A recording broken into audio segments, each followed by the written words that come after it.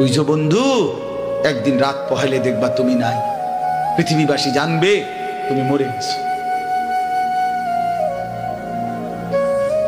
পৃথিবীর তখন আলো ফুটবে, চাঁদও উঠবে, সিএনজিও চলবে, অটোও চলবে, দোকানপাট সবই চলবে। এই পৃথিবীর হই হুল্লুর হুলুস্থুল ব্যস্ততা, ধোকাবাজ এই দুনিয়া, কেউ থামবে না, শুধু তোমারে কবরে পাঠায়। ধোকাবাজ এই দুনিয়া, এই দুনিয়া প্রতারক, এই দুনিয়া কেউ থামে না। সামনের সিএনজি অ্যাক্সিডেন্ট করলো, পিছনের সিএনজি থামে না, ছাড়ি দিয়ে যায় না। সামনের গাড়ি অ্যাক্সিডেন্ট করলে পিছনের গাড়ি থামে না, ছাড়ি দিয়ে যায়। স্বার্থপর এই দুনিয়ায় কেউ থামে না। হ্যাঁ, বাপরে দাফন কইরা এই সন্তান, এই বউ বাচ্চারাই আবার এসার পরে ওই দিনকেই ভাত খায়, তাই না? পেট বইরা খায়, লগের ঘরের থেকে আর আইন্দা আনছে, এরা ঠিকই পেট ভরে খায়।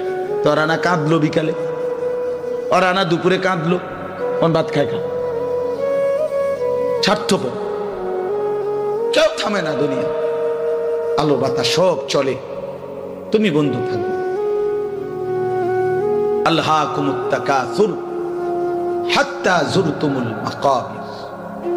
আল্লাহ বলছে, বান্দা আখিরাত ভুলে গেলা, দুনিয়ায় ডুবে গেলা, তবে মনে রেখো হাত্তা যুরতুমুল মাকাবির, এরই মাঝে কিন্তু একদিন কবরস্থানেই পৌঁছে যাবে।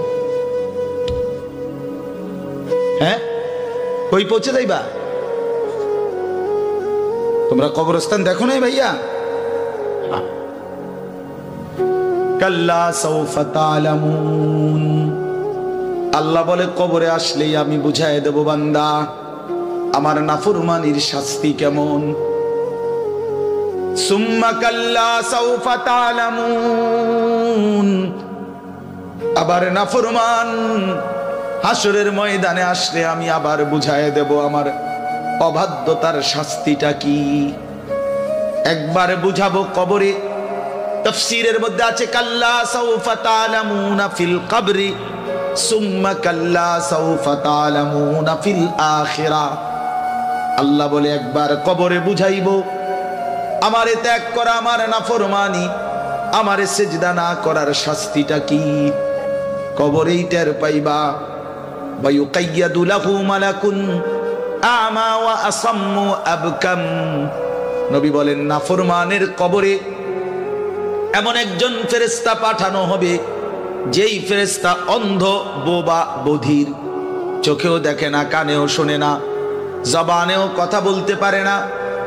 ফায়ুদরাবু লাহু বিমিতরাকাতিন মিন হাদিদ গরবাতান বাইনা উদুনাইহি। আল্লাহর নবী বলেন, ওই ফেরেশতা ওই নাফরমান পাপীকে লোহার হাতুড়ি মুগুর দিয়ে দুই কান বরাবর এমন জোরে আঘাত মারবে, ফায়াসিহু সাইহাতান ইয়াসমাউহা মান ইয়ালিহি ইল্লা তাকালাইন। নবী বলে, নাফরমান এত জোরে চিৎকার করবে, মানুষ এবং জিন ব্যতীত আল্লাহর সব সৃষ্টি শুনবে।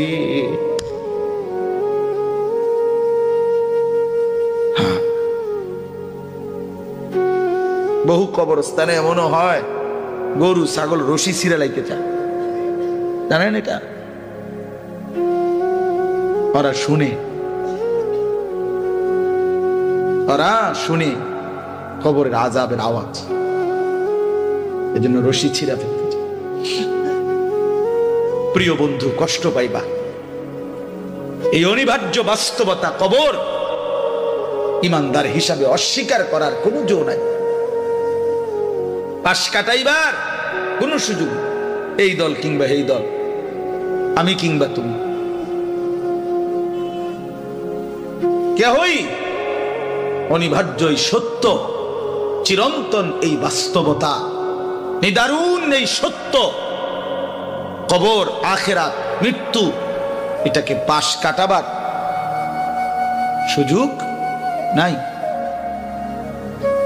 নাই। অতএব আমি অনেক নওজোয়ান, তোমরা মাশাআল্লাহ এই ভালোবাসা কি দিয়া মূল্যায়ন করে, এই মহব্বত আল্লাহর জন্য। তাইলে যেহেতু তোমরা পছন্দ করে ভালোবেসে আল্লাহর জন্যই আসছো, আল্লাহর কথা শুনবার জন্যই আসছো। আমি অনুরোধ করি তোমরা আরেকটু আগাও। যেহেতু আল্লাহকেই ভালোবাসো, আল্লাহর কথাই শুনতে চাইছো, আল্লাহর জন্যই বসছো ভাইয়া, দাঁড়াইছো, তো আর একটু হিম্মত করে সেজদা দিয়া দাও,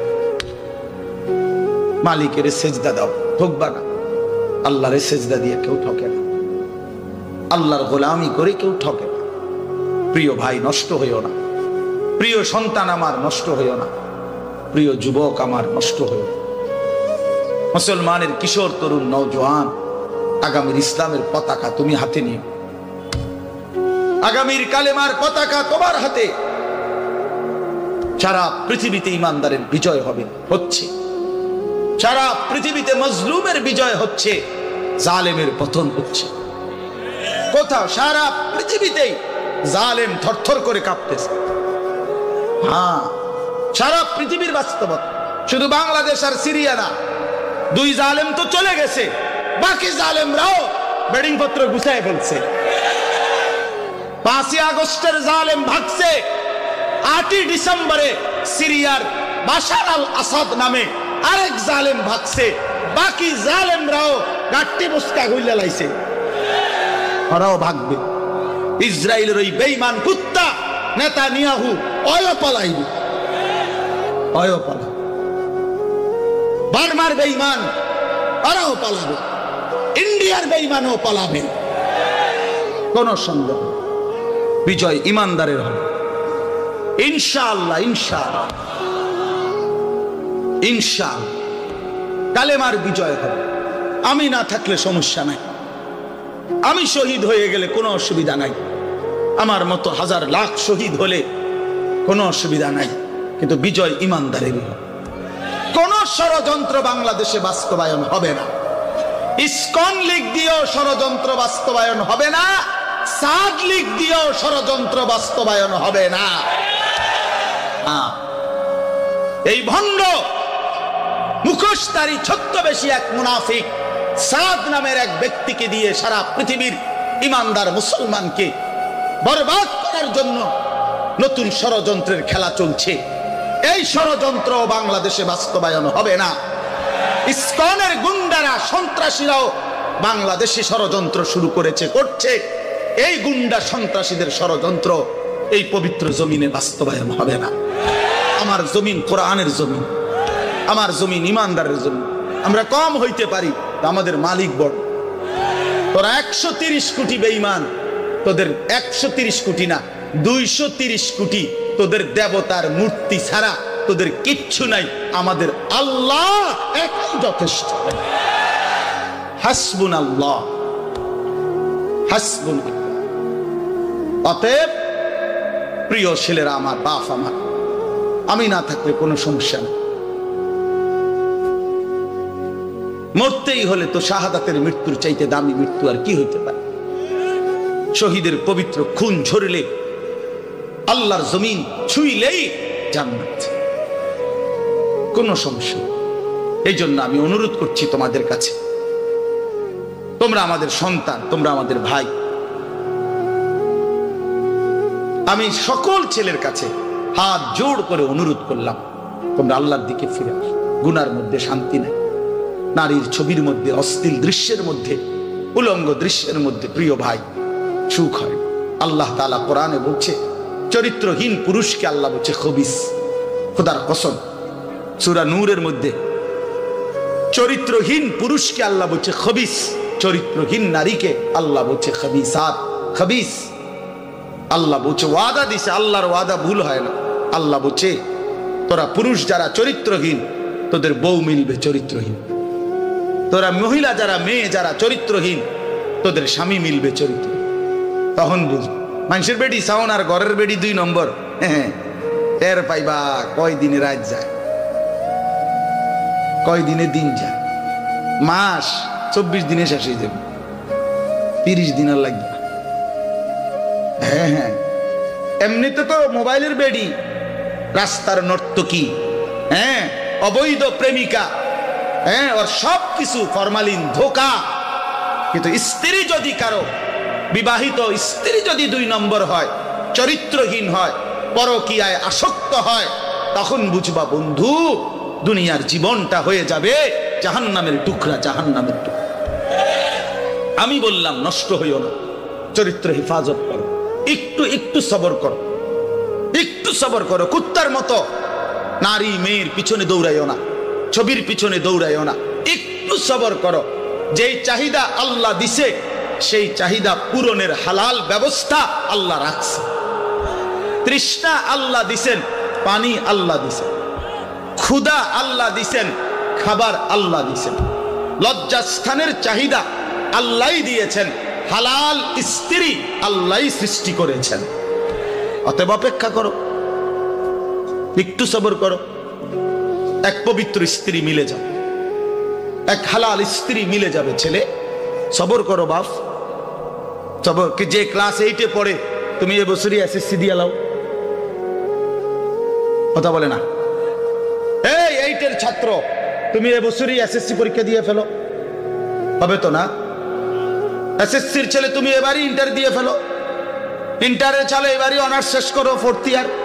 কেমনে হবে ভাইয়া? তো একটু কি সবর করতে হবে না? 4টা বছর কি অনার্সের জন্য পার করতে হবে না? তো একটু সবর করো।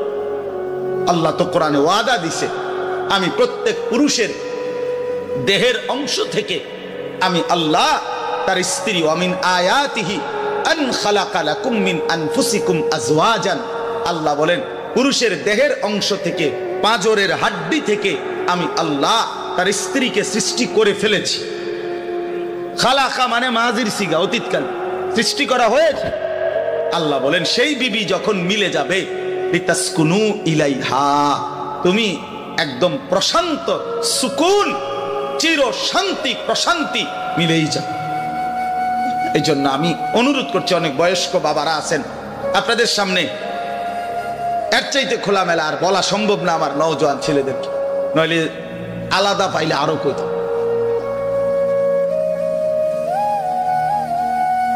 আরো বল যে নষ্ট হইও না, চরিত্রহীন ছেলে পেলের প্রতি আমার খুব দরদ ফিকির।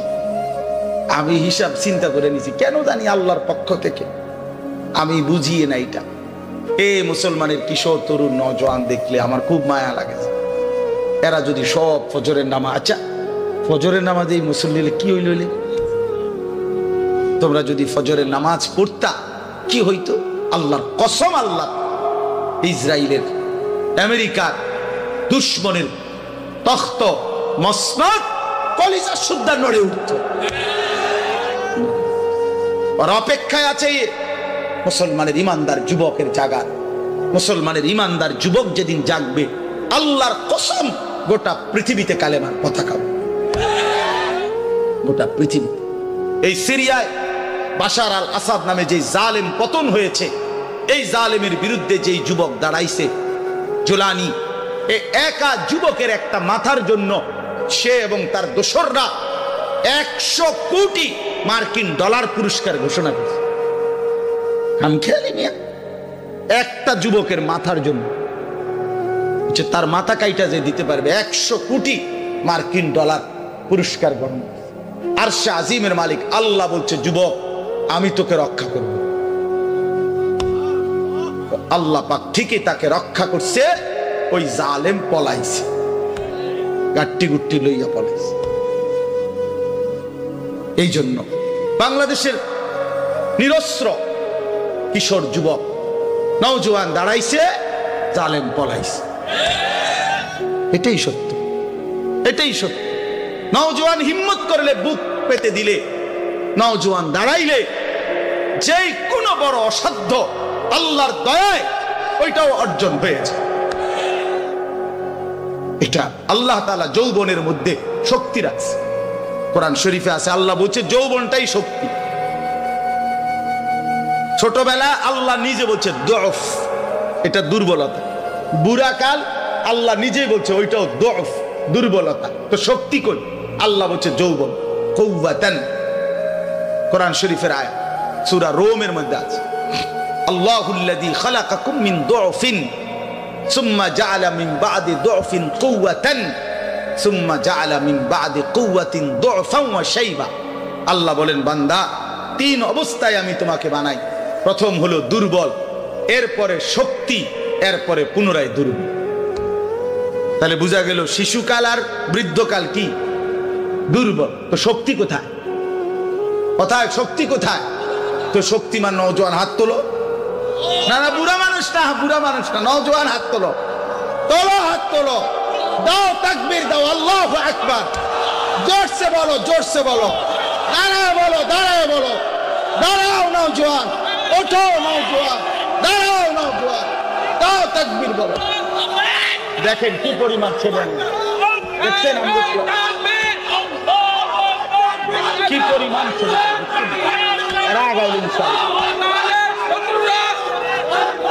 বসো বসো, দাঁড় করাই দিলাম আল্লাহর জন্য। কার জন্য? আমার কাছে কিতাব আছে, আমি নিজে পড়ছি, আল্লাহর কসম, হাদিসে কুদসি আল্লাহ বলে, ইয়াবনা আদম, শুনতেছো ভাইয়া? ইয়াবনা আদম কুম ইলাইয়া আমশি ইলাইকা। আল্লাহ বলে, বান্দা তুমি আমার জন্য দাঁড়াও, আমি তোমার জন্য হাঁটবো। আমশি ইলাইয়া উহারবিলু ইলাইকা। এরপরে আল্লাহ বলে, বান্দা তুমি আমার জন্য হাঁটতে শুরু করো, আমি আল্লাহ রহমত নিয়ে দৌড়তে শুরু করো। এই জন্য কুম ইলাইয়া, আল্লাহ আমার জন্য দাঁড়াও, আমশি ইলাইকা, আমি তোমার জন্য হাঁটবো, আমি হাঁটবো। তুমি একটু আসো, আমি তার চাইতে বেশি আসবো। তুমি আসবা 1 বিঘত, আমি মাওলা আসবো 1 হাত। তুমি আসবা 1 হাত, আমি আসবো 2 হাত। তুমি আসবা হাঁটতে হাঁটতে, আমি আসবো দৌড়তে দৌড়তে। আতাইতুকা হারওয়ালা, তুমি আসো বান্দা। রাতে আসলে রাতে মাফ, দিনে আসলে দিনে মাফ। ইন আতাইতানি লাইলান আতাইতুকা লাইলান। আল্লাহ বলে, বান্দা রাত গভীরে গুনাহ নিয়া মাফ চাইতে আমার কাছে আইসো। আতাইতুকা লাইলান, মাগফিরাত নিয়ে আমি তোমার কাছে রাতেই আসবো। ওয়া ইন আতাইতানি নাহারান আতাইতুকা নাহারান। তুমি আমার কাছে গুনাহ নিয়া যদি দিনে আসো, আমি মাগফিরাত নিয়ে দিনেই আসবো। তুমি আসবে যখন, আমি আসবো তখন। তুমি যদি আসমান ছোঁয়া গুনাহ নিয়া আমি আল্লাহর দিকে ফিরো, তওবা করো, গুনাহ ছেড়ে দাও, আর করবা না, ওয়াদা দাও, নতুন করে আমল শুরু করে দাও, আমার কাছে মাফ চাও। আল্লাহ বলেন, বান্দা আমি ওয়াদা দিলাম, লাউ বালাগাত যুনুবুকা আনানাস সামা সুম্মা ইস্তাগফারতানি গফারতু লাকা ওয়ালা উবালি। আসমান পর্যন্ত যদি গুনাহ পৌঁছে যায়, এরপরও যদি সঠিক নিয়মে তওবা করো, তাহলে আমি ওয়াদা দিলাম, কোনো পরোয়া না করে আমি আল্লাহ মাফ করে দেব। এই জন্য প্রিয় ভাই আমার, বন্ধু আমার, সাথী আমার, আমরা আল্লাহর দিকে ফিরবো ইনশাআল্লাহ। 5 ওয়াক্ত নামাজ পড়বো ইনশাআল্লাহ। ফজরের নামাজ পড়ো, ফজরের নামাজ, ফজরের সেজদা দাও, দেখবা কপাল খুলে যাবে। মান সাল্লাল ফজরা ফাহুয়া ফি জিম্মাতিল্লাহ। নবী বলছেন যে ফজরের নামাজ পড়লো, সে আল্লাহর জিম্মায় চলে গেল। আল্লাহ ডাক দিল, আনেস ফজরের নামাজ পড়লি, তোর সারা দিন আমি দেখো। ঘাবড়াইস না, আমি আছি, আমি আছি। আল্লাহ তাআলা আমাদেরকে তৌফিক দান করেন, আল্লাহ তাআলা আমাদেরকে কবুল করে নেন। আমি 6টা আয়াত পড়ছি, এখন শুধু আর তরজমা বলবো, তাইলে আমার কথা শেষ। 30 নম্বর পারা, 83 নম্বর সূরা। সূরাটার নাম হলো তাতফিফ মুতাফফিফিন। এই সূরার প্রথম 6টি আয়াত আমি তেলাওয়াত করছি। আল্লাহ তাআলা বলেন, ওয়াইলুল লিল মুতাফফিফিন, যারা তাতফিফ করে তাদের জন্য দুর্ভোগ, লাঞ্ছনা, আযাব, জাহান্নাম। যারা তাতফিফ করে, ব্যাখ্যা বলতেছি পরে, আগে যেটা কইছি এটা শুনেন। যারা কি করে? তাতফিফ, তো আকার তা, ত তাত, ফ দীর্ঘিকার ফি, ফ, এই তাতফিফ। বুঝছেন নি শব্দটা? কথাটা বুঝছেন কিনা বলেন না? এখন ব্যাখ্যা বলতেছি। তো আল্লাহ বলেন, যারা তাতফিফ করে তাদেরকে বলে মুতাফফিফ, তাদের জন্য জাহান্নাম। এই শব্দটার দুইটা অর্থ। এক নাম্বার মূল অর্থ হইল ওজনে কম দাও। কি দেওয়া? ওয়াইলুল লিল মুতাফফিফিন। আল্লাহ বলেন যারা ওজনে কম দেয়, ঠকায়, প্রাপককে তার প্রাপ্য কম দেয়, তার জন্য জাহান্নাম, দুর্ভোগ, লাঞ্ছনা, আযাব। এই জন্য তাফসীরের মধ্যে আছে এই সূরার শুরুতে মদিনায় যখন আল্লাহর নবী সাল্লাল্লাহু আলাইহি সাল্লাম মক্কা থেকে হিজরত করে মদিনায় গেছেন, তো নবীজি মদিনার বাজারে দেখছেন যে মদিনার ব্যবসায়ীরা, মানে তখনকার ইয়াসরিবের, তারা ব্যাপকভাবে মানুষকে ঠকায় ওজনে মাফ। তখন সর্বপ্রথম আল্লাহর পক্ষ থেকে মদিনায় নবীজি হিজরত করে মদিনায় যাওয়ার পর সর্বপ্রথম যেই সূরা নাজিল হইছে মদিনায়, এটাই সূরা, মদিনায় অবতীর্ণ প্রথম সূরা, সূরা তাতফিফ। আর আল্লাহ বলেন ওয়াইলুল লিল মুতাফফিফিন, সাবধান তোমরা যারা ওজনে কম দিচ্ছ, তোমাদের জন্য জাহান্নাম। এই যে বলছে প্রথম দিন মদিনায় হিজরতের পরে প্রথম আয়াত, সেই থেকে নিয়ে ইমানদাররা এই আচরণ ইয়াসরিবের মানে মদিনার মুসলমান ছেড়ে দিছে। এই মন্দ অভ্যাস আজকে 1450 বছর পরেও মদিনার ব্যবসায়ীদের ওজন 100 নিখুঁত, এখনো এই ঐতিহ্যটা, এখনো আমরা এইটা ঐতিহাসিকভাবে প্রমাণিত। এখন মদিনার ব্যবসায়ী একেবারে পাক্কা ঠকায় না, ঠকায় না। আল্লাহর নবী সাল্লাল্লাহু আলাইহি সাল্লাম হাদিসের মধ্যে আছে মদিনার সমস্ত কিছুর জন্য নবী দোয়া করছেন, এমনকি এই মদিনার দাড়ি পাল্লা বাটখারার লাগেও নবী দোয়া, আল্লাহুম্মা বারিক লানা ফি মুদ্দিনা ওয়া সাইনা ওয়া তামারিনা, আল্লাহ আমাদের মদিনার এই ফাল্লি বাটখারা এটির মধ্যে বরকত দিন। বুঝছেন না? এর মধ্যে বরকত চাইছে। অর্থাৎ এই জন্য মদিনার ওই আল্লাহর কথা মেনে নিছে, আর কখনো মানুষকে ঠকায় না।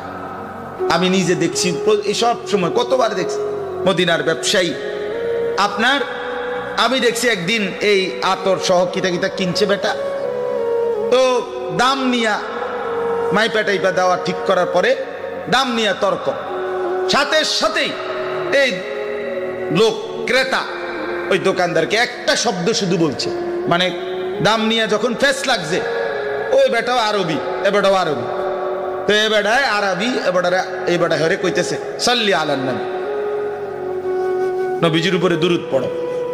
এ একার মনে যেন আগুনের মধ্যে পানি দিয়ে একে ঠান্ডা, একদম ঠান্ডা, হে সাথে সাথে বলছে আল্লাহুম্মা সাল্লি আলা মুহাম্মদ। এরপর আর কোনো কথা নাই যে ঠিক আছে, এ হের বলতেছে তুই যা বলছো তাই, খালাস, মাফি মুশকিল, কোনো সমস্যা। আল্লাহ তাআলার হুকুম তারা এভাবে মানছে। ওয়াইলুল লিল মুতাফফিফিন, আল্লাহ বলছে যারা ওজনে কম দেয় তাদের জন্য জাহান্নাম।